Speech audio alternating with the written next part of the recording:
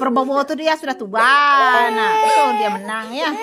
Yang lebih tua tuh dia menang. Iya, orang kasihan sama dia udah tua tuh Prabowo Bukannya menang. Ganjar paling tua. Ya, tapi orang lebih suka goyang gemoy. Nah, ya.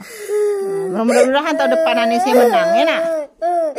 Ya, jangan nangis lagi, jangan nangis biasa, jangan nangis lagi ya, nak sayang. Jangan nangis lagi. Dia kasihan Anies ya, nak. Iya, jangan nangis lagi, biasalah. Dulu Prabowo 2 kali kalah dulu, nak.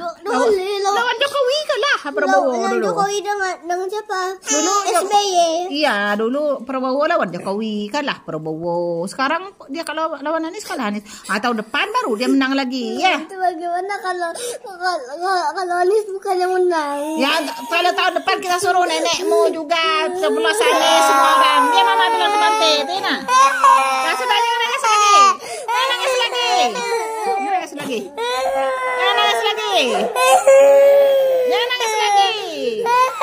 Kalian Anies yang kalah, kalian yang nangis. Ya sudah.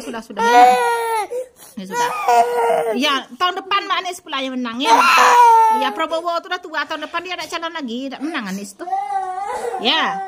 Ya, nak. Ya tahun depan. Ya, sekarang presiden kita biarlah Prabowo dulu, dah. Tidak. Biarlah Prabowo presiden kita dulu ya. Kamu mau apa?